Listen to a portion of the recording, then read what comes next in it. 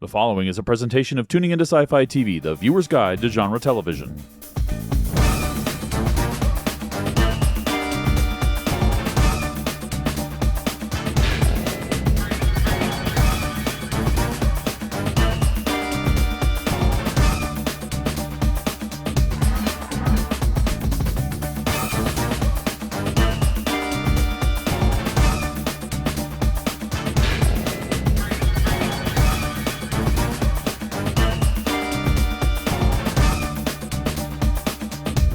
Hi everyone, this is Kevin. Just wanted to give you this little introduction before we get to the actual panel recording itself. Now, this panel took place at Indy PopCon 2015, and if you're not aware, this is a fairly new convention. This was only its second year in existence. It takes place in Indianapolis, Indiana at the Indiana Convention Center. And it was great. I got to be a guest at the convention this year and moderated several panels, spoke on a few myself as well. And I had a great time. Certainly, if you're anywhere in or near this area, I highly recommend checking out the con's website, indypopcon.com, and keep an eye on them for their plans for next summer, because it was great fun. Good people put on a good convention, certainly one I think folks will appreciate and enjoy. Certainly if you're interested in movies or TV. On the YouTube side, they had several guests there as well, too. So lots of broad strokes of information and content there to check out. Now, this particular recording, keep in mind when I do these, this was not done by connecting to the professional sound system. I have a portable Zoom H2 recorder. I simply place it on the table where the panelists are. So you should be able to hear most of the panelists pretty well. But naturally, due to the dynamic nature of the panel, with folks asking questions and a lot of things happening, sometimes it'll be hard to hear some of the participants if they're moving around. But the idea of sharing some of these is to just give you a flavor or an idea what the panel was like and those that are involved. Certainly, so you can hopefully at some future time get a chance to see these folks or to attend this convention for yourself. So give it a listen. I think you'll enjoy it and get a good feel for what it was like if you happen to be there.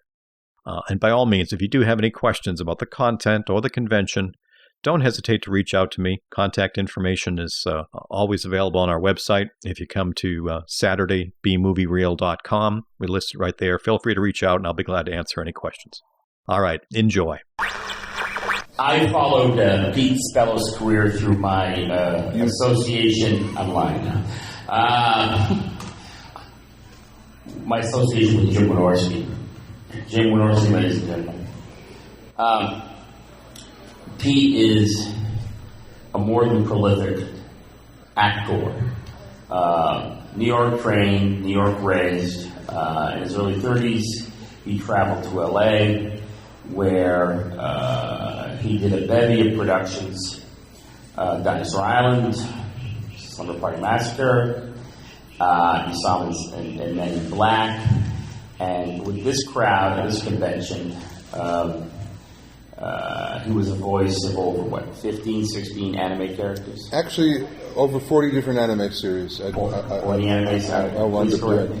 More for Transformers and Digimon and Outlaw Star, Code Geass, Mobile Suit Gundam, Wolf's Rain, Blackjack, and those are the ones my 61-year-old mind can remember at this point. And also the voice in Akira. And in Akira, which you did show. Which showed here. Very nice. So, Pete is a consummate actor. He's been an actor. He's been an acting teacher. He had his own theater company in New York. Basically moved from LA to take care of his aging mom. Absolutely, moved back home. Yeah. And I've been lucky to work with Pete on a production. And Pete was born in Egypt originally when his parents put him in a Nile basket. A very large Nile basket. Very large Nile basket. So what's really cool about Pete is, of all our guests, he has been the most supportive, the most promoting of PopCon, the most selfless, and quite frankly, the most magnanimous guest we've ever had. So on behalf of Indy PopCon, thank you very much. My pleasure, brother. I appreciate that. And what's really great, that was the most polite round of applause I've ever gotten in my life. It was like, oh, I love you guys. It's very nice. Thank you. I really, really do appreciate it. And I think I've shook every hand in here and said thank you. And if I haven't, as Steve Martin used to say, thank you.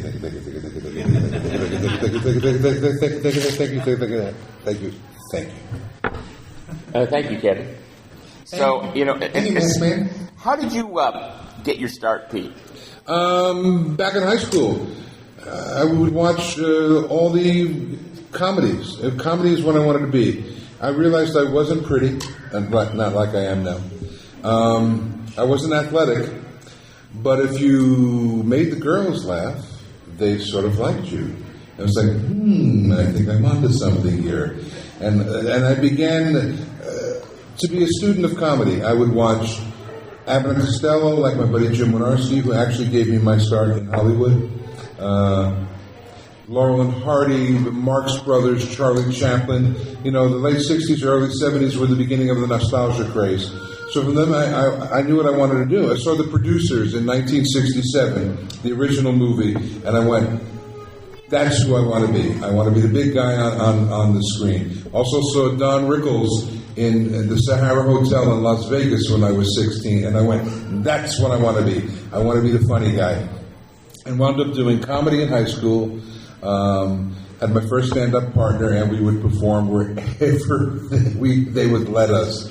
Churches, temples, beach clubs, at the high school.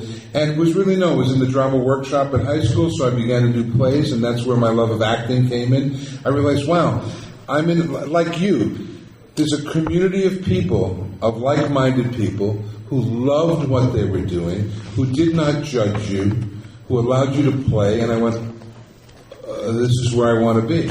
From there, I went to college, C.W. Post College in Long Island, and I studied acting. I got a BFA degree, and back in those days, when you had a fine arts degree, you could really specialize. So 90 of my 128 credits were in theater. A quarter of all college credits I ever got was for performing on the stage. So I was doing what I wanted to do. And then at 18, at 21, I got out of college, went to New York, and nobody knew who the hell I was. You kind of starting at the beginning. But I found people who were working. In my first film, I was an extra in Saturday Night Fever, where I learned to do this, with Dancing with John Travolta, and slowly started to make connections. And then, 79, I found the First Amendment Improv Company, which was just starting in New York City. And it was like that love at first sight. I went to a class, and they went, you're great. And I had a facility for improv, and became one of the stalwarts of that group for 2 years. From that, I became the morning comedy team on WPLJ, which is the FM station in New York City, and ABC. Would write sketches. It was continuing with the comedy, writing sketches, comedy, spoofs, parodies. And at 26 years old, I was slicing roast beef in a deli at night, and during the day, they would put my comedy on the air, and it was... I was living the life, and from there I wound up getting my own nightclub called Who's On First Comedy Club, and I was kind of given a gift of, I filled in for an MC one night, and the guy who owned the building said, you're the new guy, and from then I kind of built this comedy club up, which was down the street from Catch a Rising Star. In 1977 was the first time I appeared on a comedy stage in New York City, and by the mid-'80s I had my own club, my own improv company I had put together. They made me improvisational director of the comic strip, and I was working. And then my life changed a little bit. I was getting divorced, and I was in my early 30s. And I realized I hadn't had my film and TV career yet, and I always wanted to be that guy in the movies. So What guy? Is that like Marlo Thomas? I am that girl. You are that girl. I live near Brewster, New York, actually. Thank you very much. And there's 3 people who know that reference in this room, but I really appreciate that. And then moved to LA in 1989 to have my film and TV career. And I met a very wonderful man called Jim Wynorski, who was doing a film called Sorority House Massacre 2. And I walked in the room, and there was like 84 beautiful women, scantily clad, and me. And I thought, well, I'm in the wrong and the right place all at the same time here. And I auditioned for Jim, and it was like love at first bite. I hit it off. I was doing this character called Orville Ketchum. He was kind of slow, and everybody thought he was the killer, but he really wasn't. And that was it. Jim really gave me my start, and from there it took off. I wound up doing over a dozen pictures with Jim, and the same with Fred Olen Ray, and my first 4 years in Hollywood, I had done 25 movies, and I was working. And then as I started to do that, I started getting noticed. And people would then hire me for other stuff. And Growing Pains with Alan Thicke was my first co-star on a TV show, where they literally they had to build a roll-top desk that I could fit in. So they kind of revealed me in the scene. And from there, and again, thanks to Jim, John Landis saw me and cast me, and the Wachowski brothers saw me and cast me in Bound, because they all knew my presence from B movies, which was the coolest gift you ever gave me, Pally. You know, that people knew what I was doing. And in my 23 years in Hollywood, I did over 120 TV shows and film episodes combined, and I fell into the anime career through other friends who said, "You got to come down and do this voice." And all of a sudden, I was doing voices, and then my mom got sick, and I moved back to New York, and I haven't really been working in 3 years. And thanks to Billy Dever, you know, I'm here and starting to go around the country and talking to folks like you and making sure you have this career next. You know, and if it's you, that's right. I'm pointing at Christina. We've already had our conversation then, but that's me in a long nutshell, Bill. Let me ask you something. Please. I've seen a lot of your movies. Thank you. What do you think is more fun? A traditional Hollywood to make a traditional Hollywood film or a B movie? I think a B movie is more fun, and I'll tell you why. Because it's sort of like a theater company. You kind of get together, and after a while, Jim would hire me because he knew I knew the drill, and you know, you don't have a lot of money, so you don't have a lot of takes. You knew you can get it in one take and shoot it in the master. No, you can't have a close-up because we got to move on to the next shot. And it became like a family. You knew the crew, you knew the performers, you knew the director. You know, second meal walking is a term I learned a long time ago. And you do the big stuff. And look, I'm getting paid good money to do the big stuff, but it's more impersonal. You know, they sequester you away in a trailer, and you wait for your turn to come on down to the set. And if you're working on a TV show, you don't even meet the stars or anything. But what I would always do is I would sit behind what they call Video Village, which is where where the director sat with all the monitors, so he's watching what was doing. I didn't want to sit in my trailer, even though it was cool to get a fruit basket and have my name on it. I wanted to see what he was seeing. So as an actor, I got an idea of what he's looking at in frame. So when it was my turn to get in frame, I knew what to do. And if it wasn't for B movies, I wouldn't have learned that. But it's far more fun to do a picture with friends and hang out than to be on isolated on location somewhere and do your one or two scenes and they cart you back to your dressing room and it's like, I want to play with everybody. I acted in Superman 3. I know you did. For 2 weeks. And I produced some movies directed by this man. And, you know, it's great because you go there and they have a craft service area, which is where you get your snacks. It's as big as, you know, this, you know. On Jim's film, you get a box of Cheerios and you better let us next time, buddy. And second meal walking. Second meal, yeah, sure we do. So we did that, and it's really intriguing. They'll go sit there, and for lunch, there's 9 choices of entree items. So do you want the vegetarian? Do you want the fish? Do you want the sole? Do you want? And after a while, it's not creating. No. It's a process. No, it's not creating. I had Osobuco on the set of City of Angels, you know, when they flew me to Las Vegas to do all that. They flew me there for 3 days, pay you, give you a per diem, take care of it, and they never used me. They came to me at the end of the 3rd day and said, look, we've run out of time, I think we're going to shoot you in L.A. Right. Now, I got more work out of that. I got it was Lake Tahoe, actually. Right. It was wonderful to be in Lake Tahoe, but I wanted to play. It's like having Christmas morning and nobody lets you open the presents. Where's the fun in that? So, for all the big stuff, Bill, I would rather do the little stuff and have a good time. And you and I have Greek food at the end of the day. Oompa. Oompa. Let me ask you another question. Please do. That's the whole idea. I will do so. Please. What is your favorite movie that you made?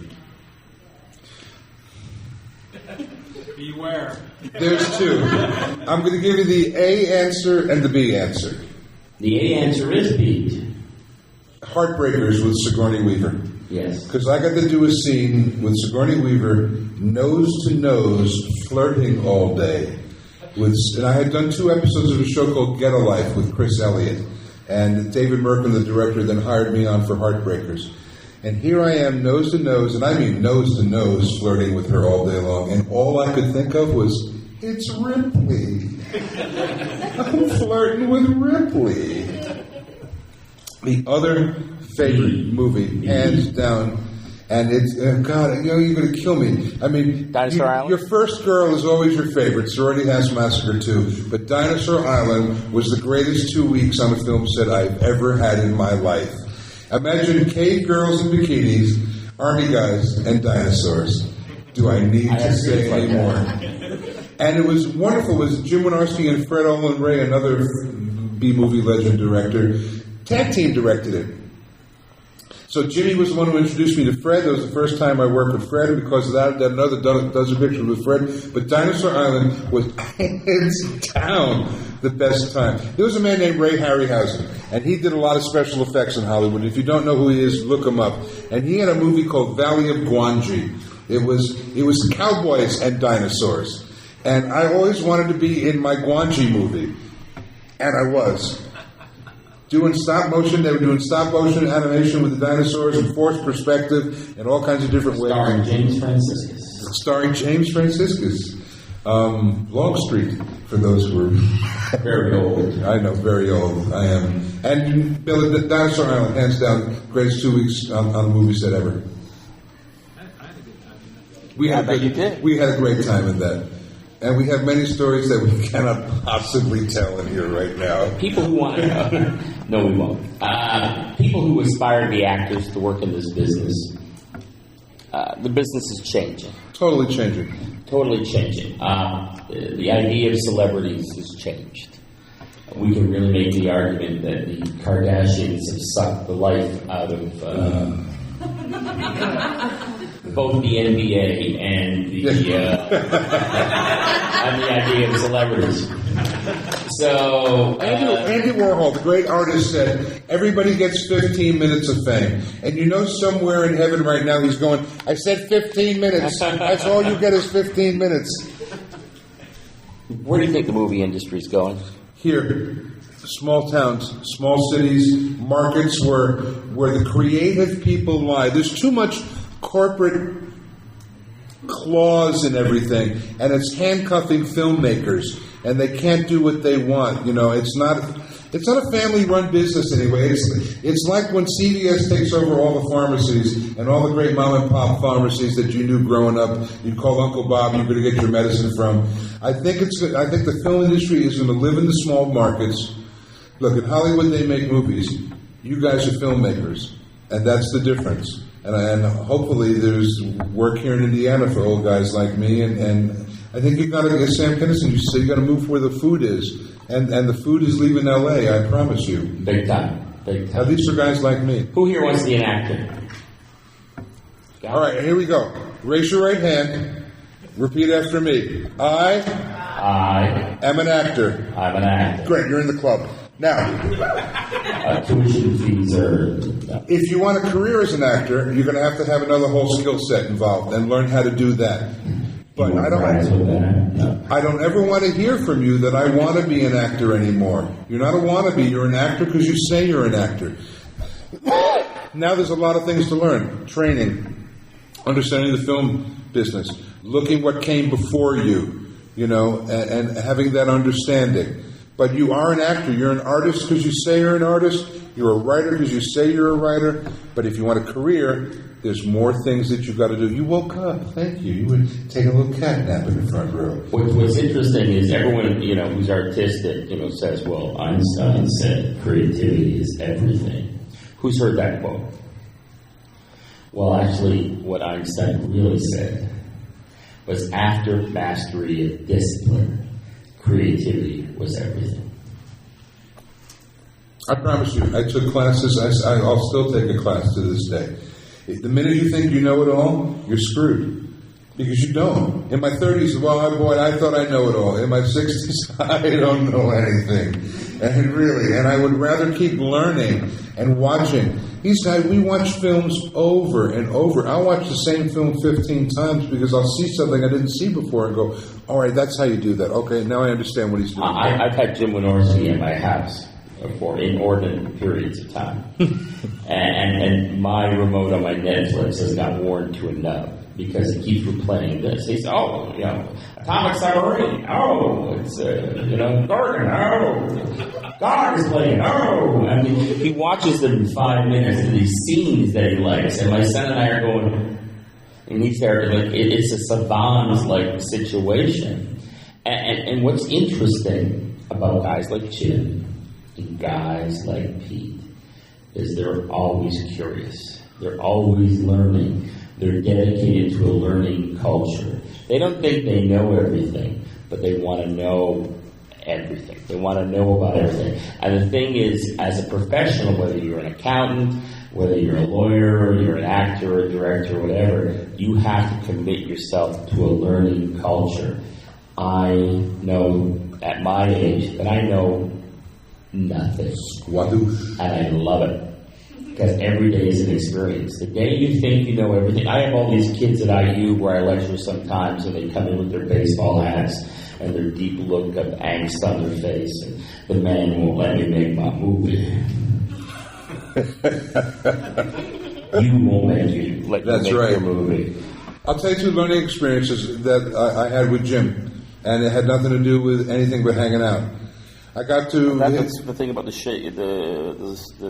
thing? Sisters? No. It was Jim invited me over for, pizza and movies, and Fred Olen Ray was there, and we watched The Thing. Have you ever seen the movie The Thing? The original, not the Carpenter version, the black and white James Arness. Howard Hawks. And these 2 movie guys. And I sat there and didn't say a word. And I watched them yammer about the film, the shot, the tracking shot, and it was an acting class to watch them talk about the directing in the film. It really was one of my coolest nights hanging out with you. The other was, there was a wonderful actor, and he passed in the last year or so. His name was Steve Franken. He was in every movie. If you Google his name, you'll see him. He worked with Peter Sellers and Blake Edwards in a movie called The Party, and where he played a silent waiter in the movie. In fact, the whole movie is basically a silent movie once the beginning of the Indian actor in scene happens. And it was such a lesson because Steve was telling stories about working with Blake Edwards and working with Peter Sellers. And if you do not know who these people are, I promise you've got to Google them and you've got to watch them. Sellers was a hero. And here we are sitting on a couch with Jim and Stevie, and I call him Stevie with love. And I was getting a free lesson. I was getting free acting classes by understanding the history and by what came before me. Those, hands down, my 2 favorite nights hanging out at the House of Lords back in the day. There you go. Mm-hmm. Well, I stayed with Jim in his place in L.A., and what was that series we were watching with the pigeons come from Owl House or something? That's Thriller. So we're watching this, and I've never seen it before in my life. And he's running this show, and he's telling me about this, and he's telling about this, and this actor here, and that. And what's really interesting, I am so lucky that since 2007, I can call Jim a friend, and even though I'm sure we annoy the hell out of each other 90% of the time, I learn a lot from him. And when he's in his groove, guys like Pete and guys like Jim really are the best walking textbook you can ever have, because they've done the work, they've experienced, they made success, they've had failures, and quite frankly, they're kind of amazing. Thank you. And it's my job now to give it back to you. My job is to pass this on so you have it. You're supposed to be, in fact, I'm counting on you to be better than me. Okay? The student must surpass the teacher. So you can do this, and you know me. I'm Mr. Facebook. I'm Mr. Social Media. You keep in touch with me, and we can keep having this conversation, Christina, about everything at all. So you can do this. I'm a fat kid from New York City who followed his dreams. God bless you. My mother would say, "Sneeze on the truth," right there. And that's all you got to be. You got to be you. That's the other thing. Don't try and be anybody else. I'm trying to figure out what he wants, or any director wants. When I walked in that audition, I make a choice, and I deliver. Now, if he likes what I'm doing but doesn't like the choice, he'll say, all right, do it this way. And then your job is to deliver what they ask for. It's a learning experience. Please don't ever think you know it all. I don't know anything. I'm an open book. I want to learn. I want to learn what you know. One of my coaches used to say, I want to know what I don't know, and I want to know what I don't know I don't know. And that's the level of learning you need to have all the time. Let's open this for questions. Any questions for Pete? What was your favorite Robert Englund moment? Did I tell you the story already? Yeah, you wanted to ask you. My favorite Robert Englund moment is in Freddy's Dead, The Final Nightmare. I'm one of the nightmares. I literally turn into Freddy Krueger, and do not let them see these movies yet. And it's a very scary movie. Rachel Talalay who directed the last 2 episodes of Doctor Who this season with Missy. And they had a documentary film crew coming along. And Robert was like, don't film me, go talk to Peter. Anyway, the girl in the scene beats my face in with a percolator, and I had a 3.5-hour prosthetic done by 2 guys. So he had the doc crew come over and start interviewing me. And Freddie walks over to craft service. And in full Freddie regalia, with those long metal fingers, he's fingering through the donuts. Going, anybody save me a cruller? I'd really like a cruller here. And all I can think is, I can't unsee Freddy Krueger fingering through the donuts, looking for a little snack before he goes on. So that's my favorite story, doing that. Years later, because it's a very intense scene, they wouldn't let me meet the actress I'm doing with because I play her abusive father. Let me leave it at that. I'm at some other audition in Hollywood, and I get in the elevator, and I'm dressed nice. I got a sport jacket on like Mom taught me how to do. And this attractive blonde walks in, and you have this moment. You sit in the elevator, kind of look at each other, smile, we nod, going up the floors, and we look at each other again, and we smile and we nod, and finally I'm like, look, I promise you this isn't a line, but I know you. She goes, I was thinking the same thing. And she went, oh my God, you're my abusive father. And it was Leslie Dean from the movie. Big hugs and kisses, a little reunion in the elevator, but I will never forget that. A blonde woman in the elevator going, oh my God, you're my abusive father. True stories, I promise you. Ask me anything. AMAs, that's what Robert taught me. Christina, and I know her because we've already done a voiceover gaming panel together. What's your biggest rejection and how do you handle it? I cried for a week. No, my biggest rejection, you know what? I'm pretty like I used to say, a duck's butt. The water kind of falls off me. But 2 things. One thing I never got to audition for that I wanted to was Twin Peaks. I thought I would be perfect for Twin Peaks. And the other one is they brought me in to audition for a couple of Klingons, like one of the Klingon ambassadors. And as we say in the space program, I screwed the pooch on that audition. I did so badly. And I thought, oh my God, it's that moment where I'm never going to work in Hollywood again. Well, the casting director loved me, and she brought me in on a dozen things in NYPD, and I booked things. But I was so sad about it. But I was sad for about an hour. Because you realize the greatest baseball hitters in the history of the game get 3 out of 10 hits. 7 out of 10 misses, and you're a superstar. And believe me, 1 out of 30 auditions you're going to book. So you better, it's not rejection. Look, the cauliflower doesn't get pissed at the broccoli in the grocery store. They don't pick it up. You know what I mean? Sometimes it's my turn, sometimes it's your turn, sometimes it's his turn. And the more you learn that, look, if I walk into an audition and there's a scene and there's a girl who's like 5'1", we love you, but it's not going to work visually. Or if you walk in and you look like their ex-husband, you're not getting the job. But every time I would walk into an audition, the producer was a big guy with a beard. I went, I am so in. And you just learn to roll with the punches, Christina. You're going to work. I always like to say, and I learned this all from my coaches, this is either what you are or this is either what you do or who you are. If it's what you do, you're going to have successes, you're going to have failures. In the end, you're going to go home to Oklahoma and have a few kids and remember your life.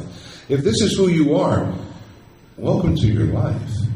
And it's going to have highs and lows, and sometimes you're going to have other jobs. Look, I'm 61, and I'm having a resurgence because of people like you.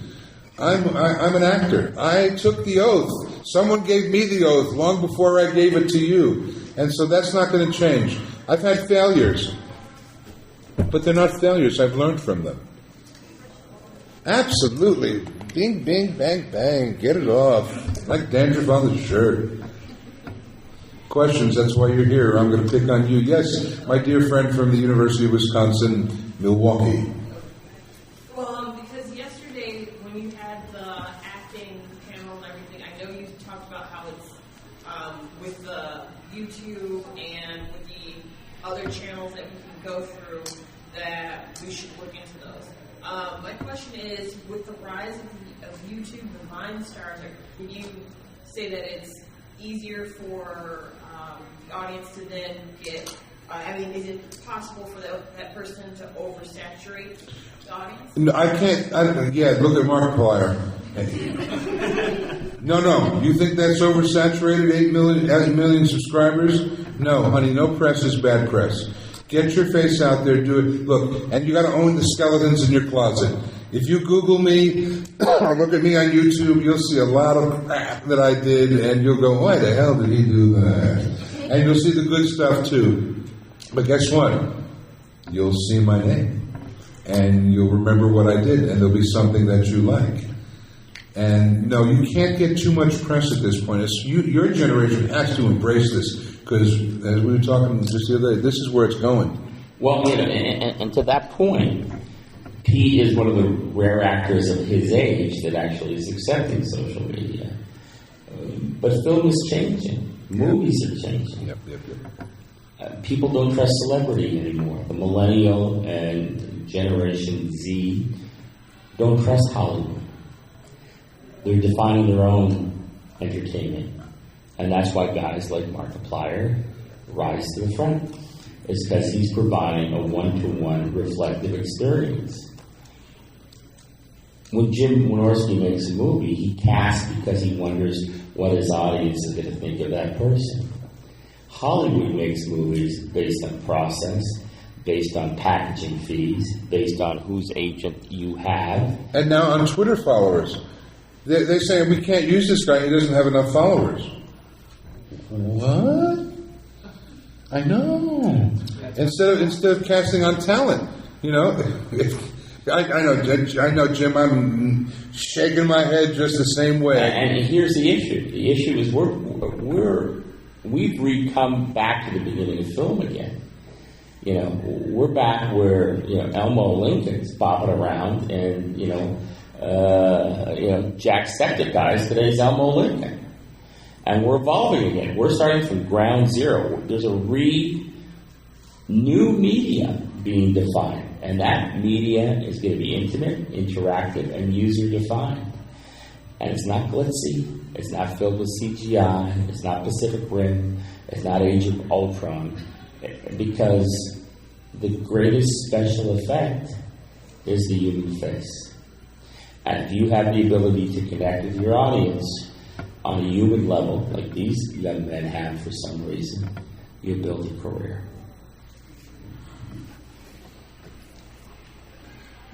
Kevin, I'd like to hear you talk a little bit about your voiceover work and how that came about and all the different stuff you've done there. I fell into it. Literally. I was doing an episode of a TV show back in the day called FBI: The Untold Stories. And I was playing a killer cop who killed a girl on the road and put her in the van, And I get a call from a buddy of mine, Kevin Schoen, who's the voice of Timon when Nathan Lane wasn't doing it. Huge 7-figure voiceover career. Said, I got an audition for you tonight. An actor canceled. Can you come in? I said, no, I'm on the set. He goes, you got to come in and do this voice. They're looking for someone, and you're perfect for it. Oddly enough, it was a shark creature long before Skybite. And I said, he said, look, call the director right now and do the audition. So literally, I'm at lunch. Again, hand to God, I took a paper plate from the craft service table and a pen, and the director got on the phone, and I wrote down the lines of dialogue, and I did the audition on the phone, and there was a long pause. He said, all right, come down to Fidelity Studios tonight at 7 o'clock. And I walk in there, and there's a room full of top voiceover people. Teenage Mutant Ninja Turtles, Biker Mice from Mars, all these things that were running around. And I thought I was doing one episode. It was 14 to 26 I wound up doing as Admiral Malku. And then the same voice I do 30 years later. And I booked that, and so the director has another project called Battletech. It was sort of the beginning of the battle mechs and everything. And he said, I want you to come in for that audition. And it was like Major Hawk Hawkins. And of course I did the same voice, like, you can't put me on, Colonel, I was in the wars, you know what's going on here. And I booked that, and that was 26. First two auditions, I booked series. And I began to get known in that arena. And it's you think the film industry is small. Excuse me, I've been talking for 4 days. The voiceover community and then the anime community is even smaller. It's the same group of people, writers, directors, everybody wears a different hat. And I just started to get called in. Because, look, it isn't, not a pat on my back, but I'm a fun guy. I come and I have a good time. You love me because I'm Pete from Facebook, not because I'm a celebrity, which I'm not. I'm the guy you talk to on Facebook. I'm the same guy. I have dinner with these guys. I don't change. And all of a sudden I started to get calls to do different stuff and different projects. And I went from project to project, and then I fell into the anime community, and that's when I got Digimon, and did 3 voices in Digimon, and then when another director heard me, and she knew that we had an affinity for Greek food together, so she brought me in on Outlaw Star, and that was 27 episodes in that. And then the guys who did Transformers called me and said, hey, we got a role that's perfect for you. Went in and did that, and I promise you, there's 30 or 40 I didn't get. Clifford the Big Red Dog. I was almost Clifford the Big Red Dog. And of course, I wouldn't have done this voice here for Clifford. I would have done something else. And all of a sudden, Kev, I was working at, I always felt to me I was the worst voiceover actor in the room. Because these were voice actors. These are guys who had been, doing it for years. But I was an actor. If I didn't get it right the first time, I would tell the director, give me a line reading. Tell me how I need to hear how you want it, and then I can deliver it for you. And got hired. Because, I'm fun. And I could do, I had a director who goes, Spellos, don't you do any other voices? And I go, no, you keep hiring me for the same one. Why am I going to do anything else? And I basically got hired. I always get hired for that guy. And I'm happy to be that guy. Any other questions? My music is here. Yes. So going from TV sets to an in the booth voice acting or voice dubbing, how was that? Transition stuff. Take the stage first. We have to fill the room with your voice. Believe me, I can talk nice and loud and you will hear me because of all my stage training. Film set, Jim don't want me that big. Don't want me moving eyebrows a lot. It's down here. Okay, so you got to learn the technique of understanding, like I said before, what he's looking at. And then you get the voice acting. But I don't have to be any louder than this. And I don't have to shave, and I can wear my baseball hat and pajamas and go to work. And you understand that as an actor, that's your job, is to understand what your job is. And the more you do, my love, the more they can hire you for. I happen to get a lot of on-the-job training. That was the best thing. I got hired because I did something cool, and then... Back a second. He's leaving. Yeah, but I'll take care of it. I love dueling co-hosts here. I'll miss you, Bill. Don't go far. There we go. Jim Wynorski, ladies and gentlemen. Round of applause for my friend Jim Wynorski. All right, so listen to me. Just one thing. One of the things, when we did Dinosaur Island, because Pete had, and I loved Abbott and Costello. If you watch Dinosaur Island, his character is Lou Costello in the movie, and this big booming voice turned into. And I asked Jim if I could just kind of do a little bit of Costello here. Can I make him a little different? Hey, Captain, what's going on here? And it really was our homage to Abbott and Costello. Because Jimmy knew me and trusted me, he knew that I could deliver. Because we had already done Abbott and Costello 1,000 times together. So, just as a matter, when we met, we were on the set, and we would, we'd get a little, off screen time, and we'd just start doing Abbott and Costello stuff. And then when we did Dinosaur Island, I said, let's do Lou Costello here. And it was because we grew up at the same time in New York City, where Abbott and Costello was on every Sunday morning at 11:30.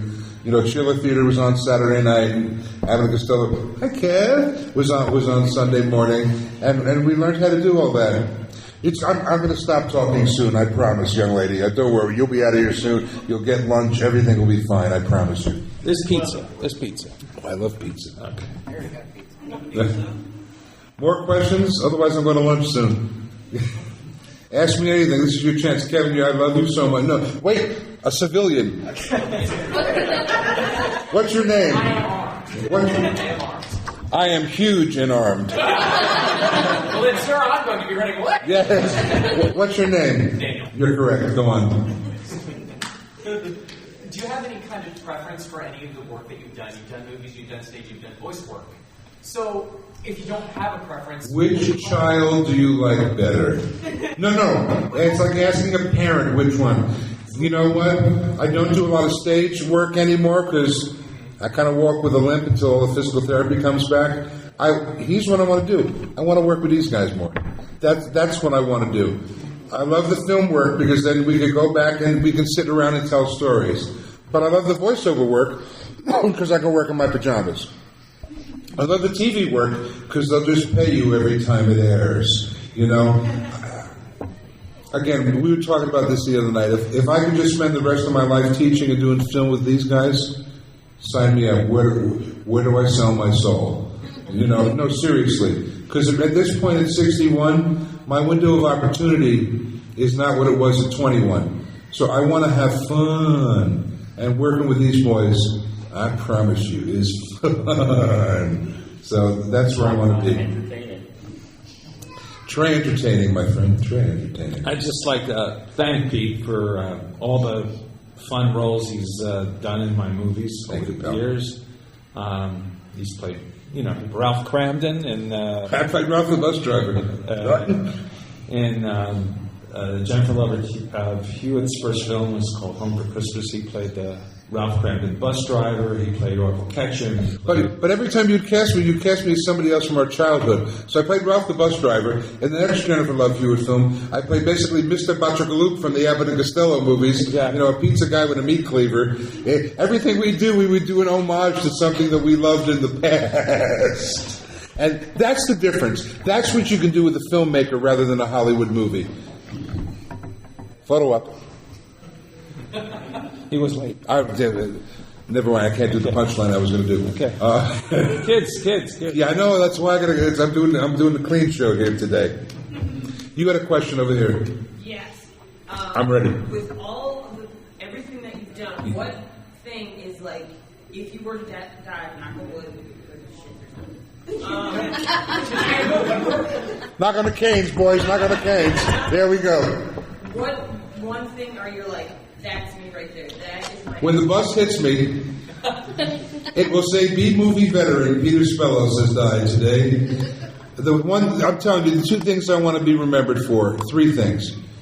Dinosaur Island, a show called American Dreams I did on NBC for 3 seasons in the early 2000s. I was Gus, the film director, the TV director on the American Bandstand. I looked like Ralph Cramden, no facial hair, short, and the most thing I want to be remembered for is I came home to take care of my mom. There you go. That's what I want you to remember, that I was a good son. And I mean that. That's what I want you to remember me for. And as an A1 to that I'm a good friend to you. That when you write me on Facebook, you're not getting some schmuck who is my social media guru. You're speaking to me, and we're having a conversation. Promise you. I ain't going anywhere. Young man? I just want to thank you because you helped motivate her to get her. She almost backed out, and once she started talking to you, and you're like, hey, you sit up front, I'll make you feel comfortable. You motivate her to come. Kayla, you're the courageous one. I know what it is. Believe it or not, if you can believe that I'm shy, please do. I've overcome it, okay, and that's obvious. But when you spoke online, I didn't know who you were, but I told you what to do, and the same with my pal Rebecca in the back, and you got a little anxiety. I'll walk you through it. Believe me. You're doing great. You've been here 3 days, baby. You're sitting in the front. You're sitting in the front row, just like Bob Uecker, and nobody knows that reference either. But bless you. You're here. I really thank you. Thank you, Pete. My pleasure. Thanks, guys. Come by the table. We'll talk more. You've been listening to a special presentation of Tuning Into Sci-Fi TV, recorded live at Indy PopCon 2015, recorded June 28, 2015. The music you heard is Dragons by Alexi Verda. Check the show notes or media tags for links to the artist's website.